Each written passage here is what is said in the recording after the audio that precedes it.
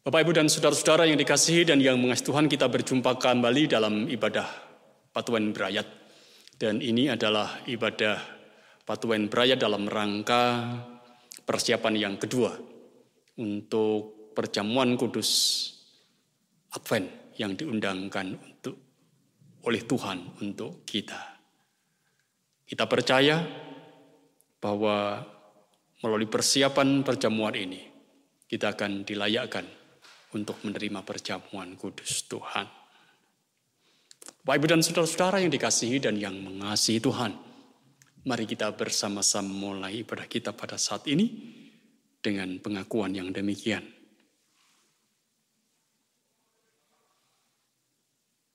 Ibadah kami pada saat ini kami lakukan di dalam nama Allah Bapa yang menciptakan langit dan bumi dan yang kasih-Nya kekal. Amin. Kita angkat satu pujian dari Kidung Pasamuan Jawi, nomor 14, bait yang pertama dan bait yang kedua. Kulo samyo tetunggilan.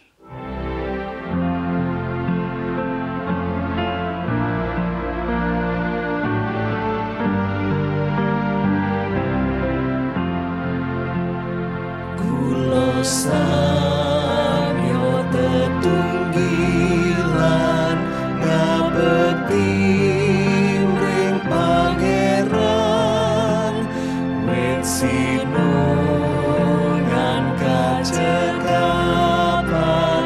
wabagas kasarasan kulo tansah gunggung Gusti lan ajre asiyekti witing ayo ing seiro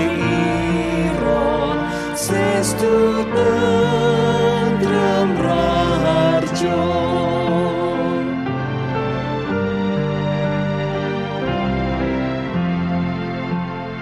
kulo rino paning bejo rinteng dalu tang kendhat ing lelampahan prasaja dalas rono mujijat kulo tansah gunggung Gusti lan ajre asiyekti witing ayo ing seiro sestu tentrem raharjo.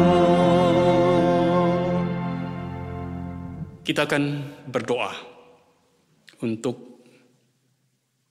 pembacaan firman Tuhan yang saat ini juga kita akan renungkan bersama. Mari kita berdoa.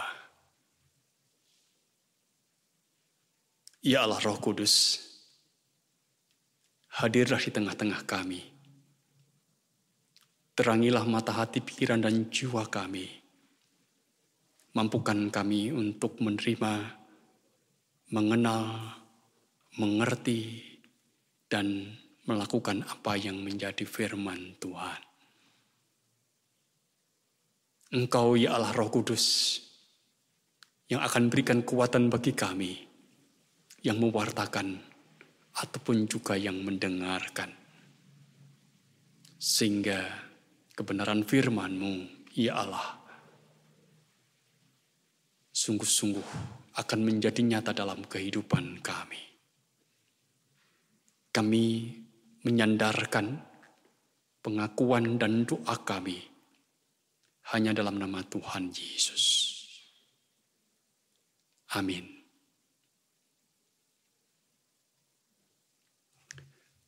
Bapak, Ibu, dan saudara-saudara yang dikasihi dan yang mengasihi Tuhan, kita akan membaca dan merenungkan firman Tuhan, dan bacaan kita terambil dari Injil Lukas pasal yang pertama. Kita akan perhatikan ayat yang ke-5 sampai ayat yang ke-25. Injil Lukas pasal 1 ayat 5 sampai ayat yang ke-25. Dituliskan untuk kita. Pada zaman Herodes, Raja Yudea, adalah seorang imam yang bernama Sakaria dari rombongan Abia. Istrinya juga berasal dari keturunan Harun, namanya Elisabet. Keduanya adalah benar di hadapan Allah dan hidup menurut segala perintah dan ketetapan Tuhan dengan tidak bercacat. Tetapi mereka tidak mempunyai anak sebab Elisabet mandul dan keduanya telah lanjut umurnya. Pada suatu kali, waktu tiba giliran rombongannya, Sakaria melakukan tugas keimaman di hadapan Tuhan. Sebab ketika diundi, sebagaimana lazimnya untuk menentukan imam yang bertugas, dialah yang ditunjuk untuk masuk ke dalam bait suci dan membakar ukupan di situ. Sementara itu, seluruh umat berkumpul di luar dan sembahyang. Waktu itu adalah waktu pembakaran ukupan.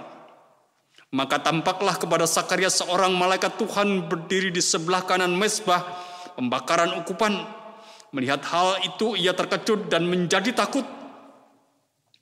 Tetapi malaikat itu berkata kepadanya, "Jangan takut, hai Sakaria, sebab doamu telah dikabulkan dan Elisabet, istrimu, akan melahirkan seorang anak laki-laki bagimu dan haruslah engkau menamai dia Yohanes.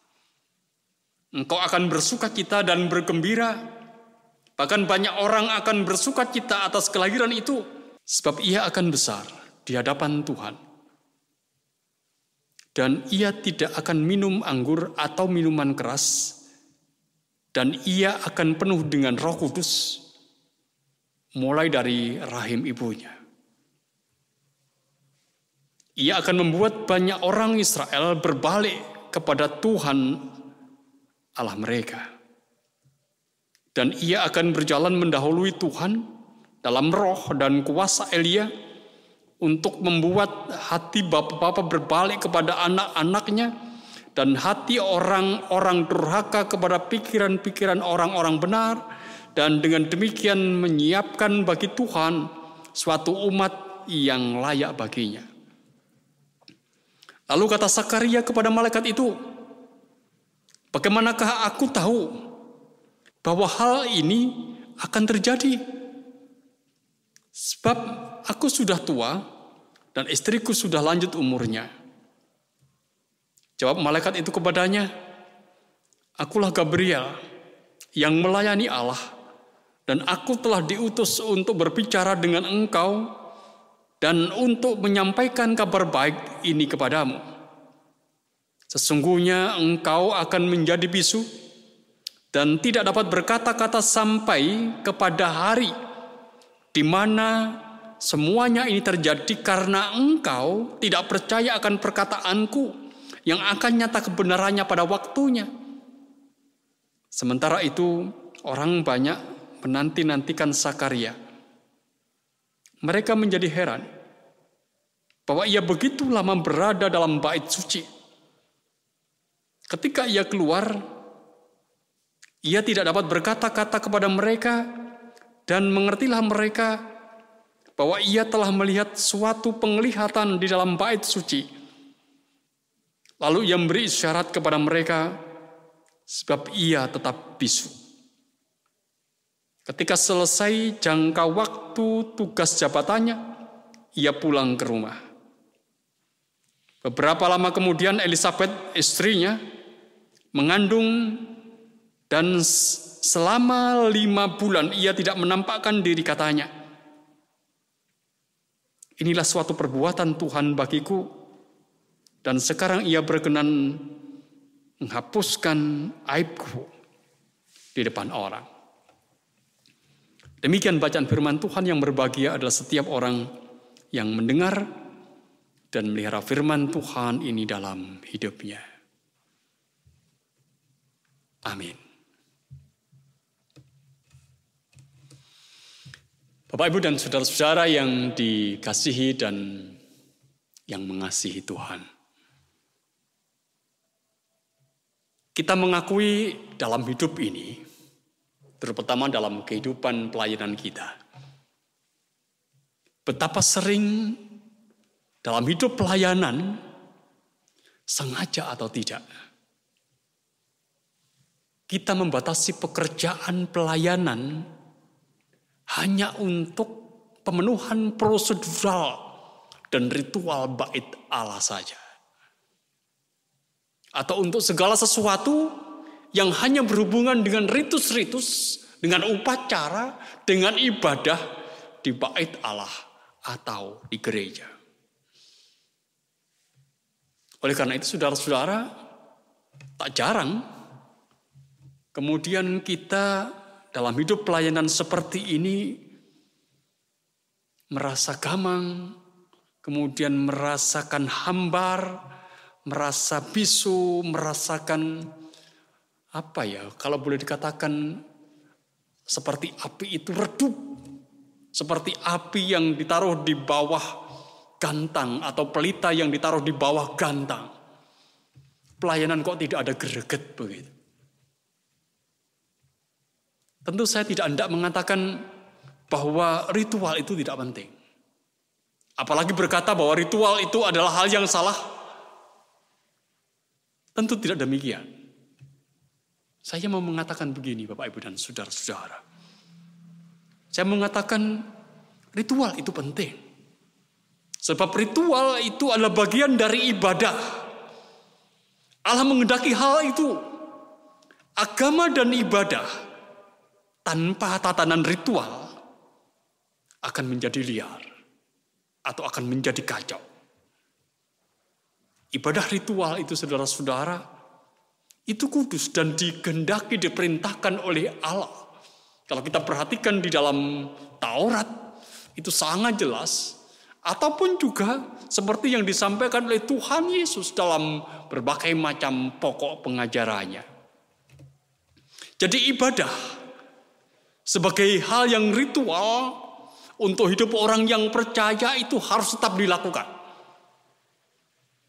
Tetapi pada saat yang sama, saudara-saudara, sekali lagi, pada saat yang sama, kita juga harus peka, harus membuka diri pada panggilan yang baru, panggilan yang lebih luas, yang itu dikehendaki Tuhan dalam konteks kehidupan yang juga lebih luas.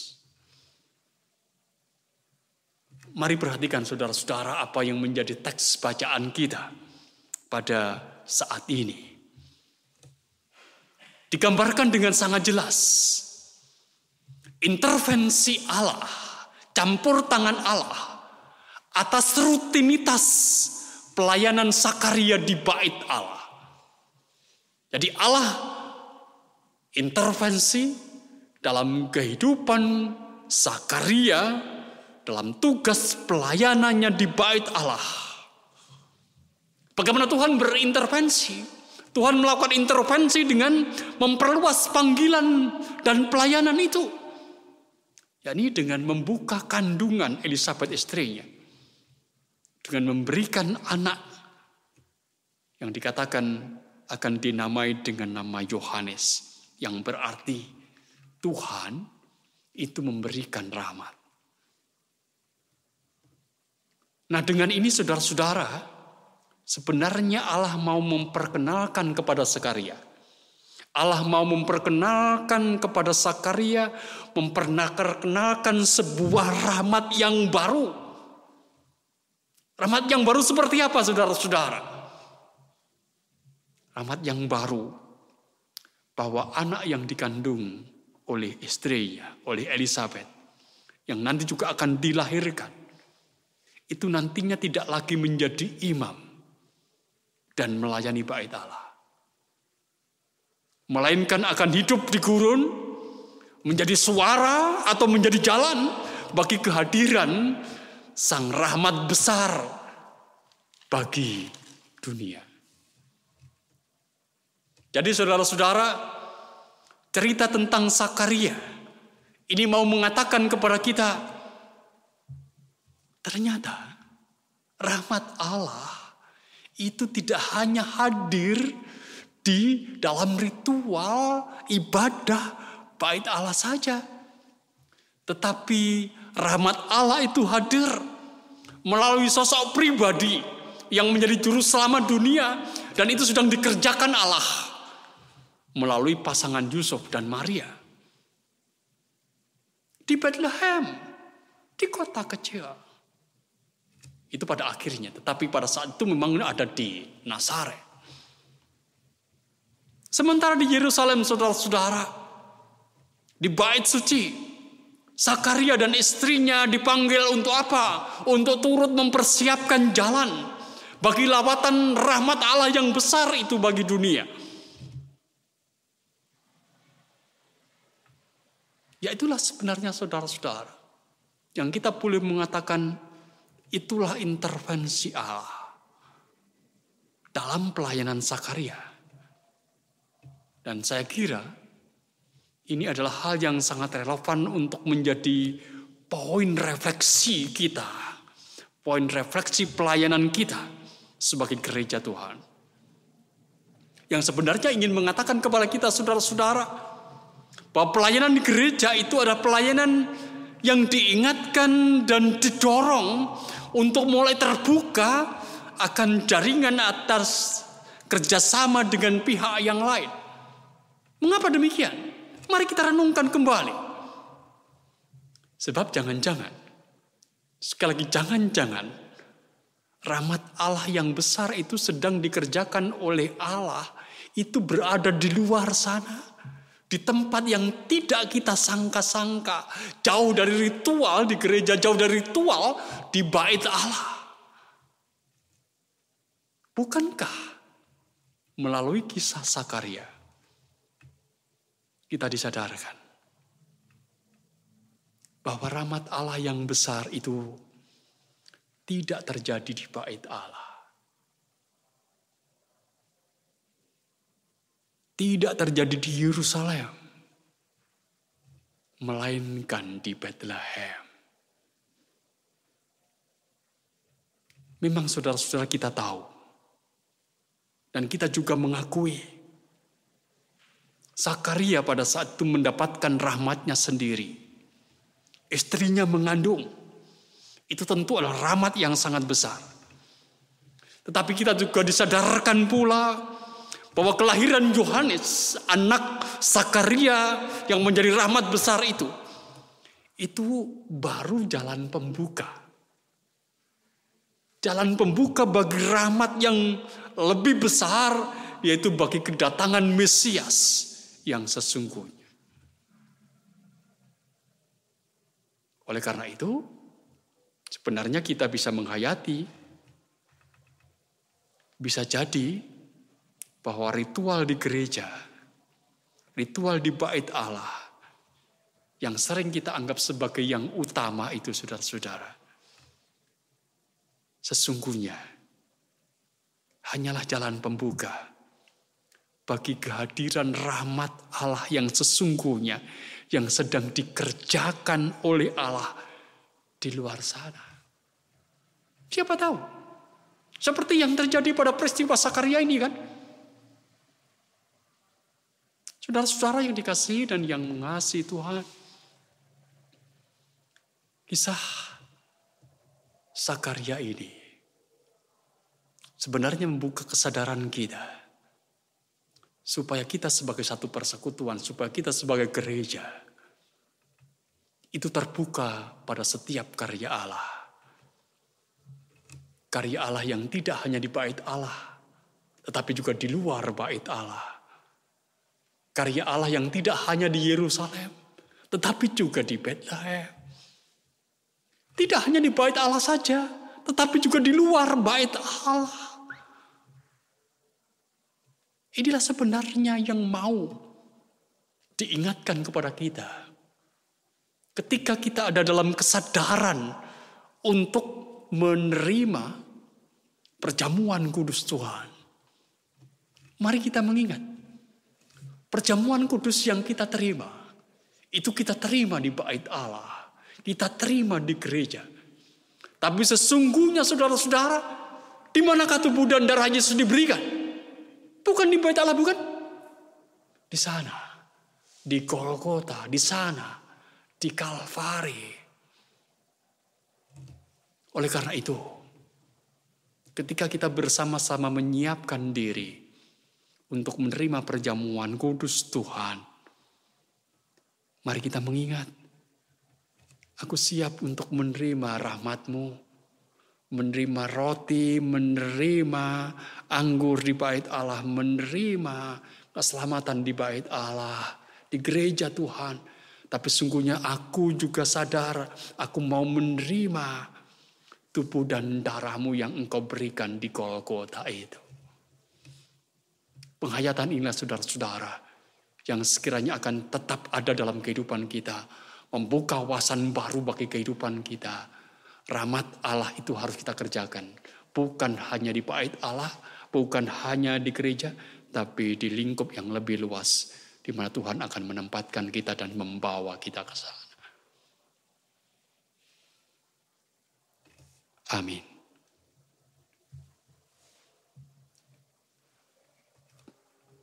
Mari kita mengambil saat teduh.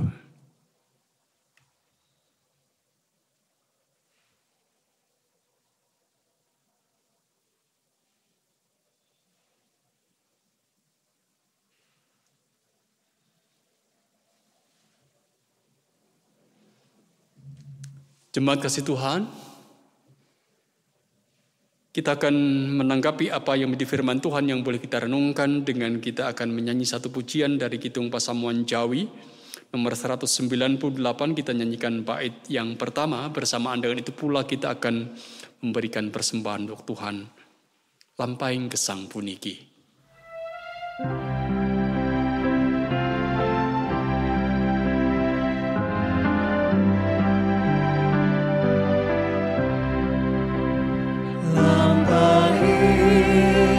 Sang puniki tangkalis sing pepalan nanging astanipun Gusti nuntun maring pepadang kadya langit kalimputan mendungkan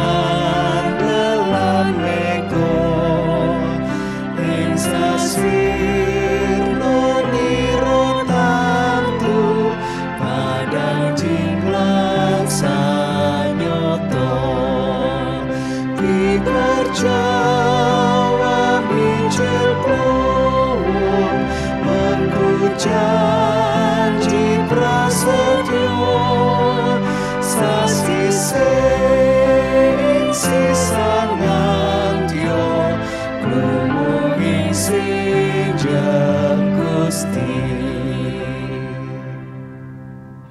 Mari bersama-sama kita kembali berdoa.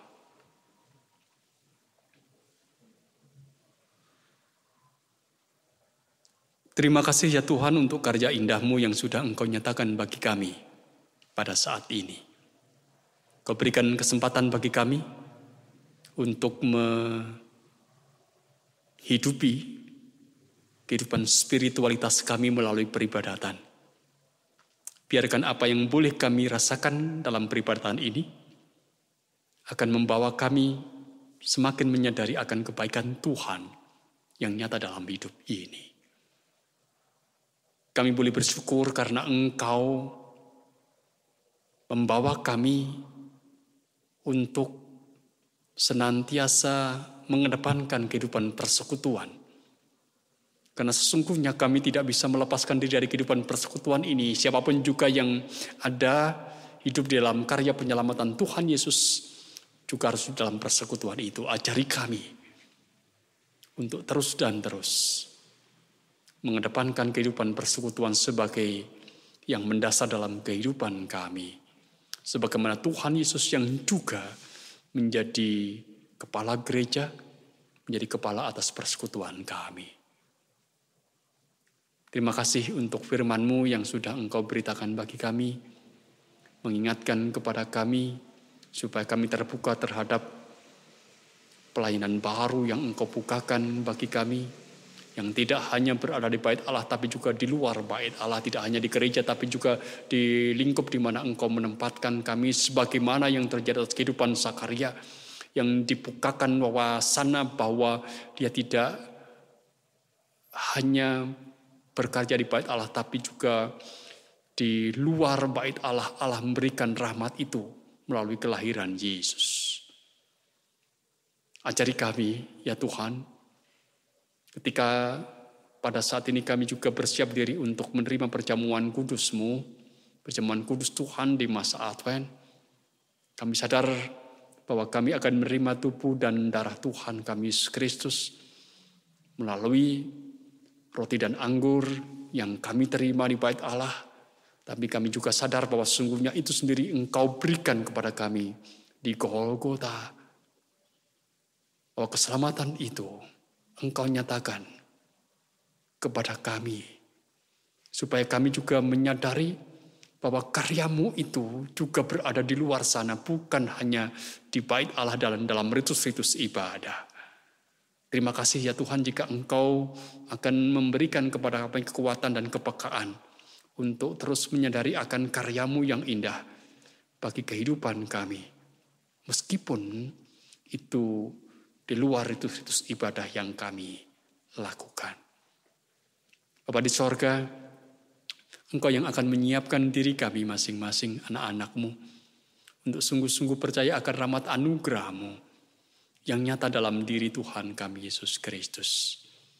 Ajari kami anak-anak-Mu untuk dengan segala ketulusan hati berani mengakui dosa dan kesalahan kami di hadapan Tuhan, supaya dengan pengakuan itu juga kami akan menerima rahmat anugerah Tuhan yang baru. Dan kami boleh hidup baru di dalam karya Tuhan. Kami menyerahkan persembahan kami pada malam ini, pada saat ini. Supaya apa yang boleh kami persembahkan ini berguna untuk kemuliaan nama Tuhan. Dan dengan berikan persembahan ini kami belajar untuk mengakui bahwa kami hidup bergantung hanya kepada Engkau. Lebih dari itu ya Tuhan, Engkau yang akan memberikan kepada kami kekuatan untuk kami, anak-anak-Mu boleh menyerahkan hidup dan kehidupan kami demi kemuliaan nama Tuhan. Berdoa pula pada saat ini untuk kehidupan pelayanan yang ada di Jemaat Tuhan GKJ Malang. Berkatilah setiap orang yang terlibat di dalamnya. Mampukan kami memiliki semangat sekalipun kami sadar akan ada banyak tantangan yang harus kami hadapi dalam dunia pelayanan ini. Tapi kami mengamini bahwa ini adalah gereja Tuhan yang dalamnya Tuhan tidak akan pernah tinggal diam. Tuhan pasti akan menguatkan dan memperlengkapi kami, para pelayan Tuhan. Bapa di sorga, berdoa pula pada saat ini saudara kami yang ada dalam pergumulan, mereka yang sakit Tuhan yang akan menyembuhkan, mereka yang ada dalam kelemahan Tuhan yang akan menopang, mereka yang ada dalam keputusasaan Tuhan yang akan berikan harapan, mereka yang ada dalam ketidakberdayaan Tuhan yang akan memberikan kekuatan yang baru. Mereka yang sungguh ada dalam kegelapan Tuhan yang akan membawanya kembali kepada terang. Mereka yang tersesat jalan hidupnya Tuhan yang akan mengarahkan supaya hidupnya kembali ke arah Kristus. Bapa, kami menyerahkan setiap pergumulan hidup kami hanya di dalam Tuhan. Lebih-lebih dalam kehidupan keluarga masing-masing. Mampukan kami untuk menjadi teladan atas kehidupan orang lain. Mampukan kami untuk menjadi teladan atas kehidupan anak-anak kami dan orang-orang di sekitar kami. Supaya keluarga kami sungguh-sungguh menjadi keluarga yang Tuhan di dalamnya berkenan bagi kami dan kami boleh menjadi atas kehidupan yang lain. Ajari kami ya Tuhan untuk sungguh-sungguh hidup berserah hanya kepada Tuhan dan mengandalkan Tuhan. Atas kehidupan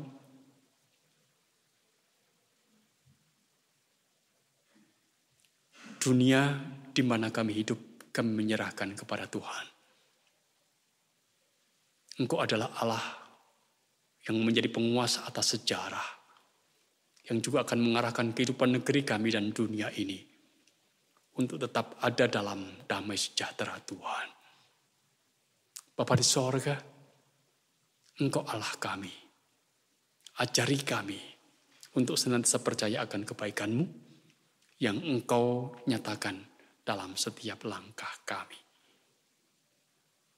Kami mengungkapkan doa Dan permohonan kami hanya dalam nama Tuhan Yesus yang menjadi juru selamat kami yang hidup. Amin. Jemaat kasih Tuhan, mari kita akhiri ibadah kita dengan kita angkat satu pujian dari Kidung Jemaat nomor 428 bait yang pertama.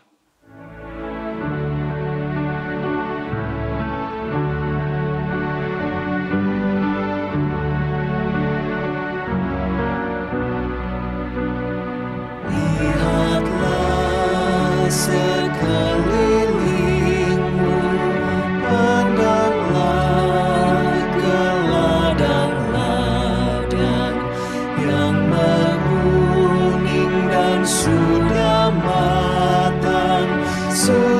matang untuk dituai.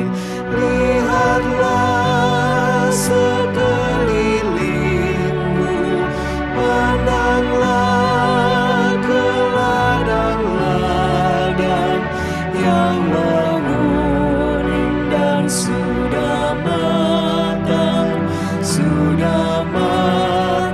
untuk dituai.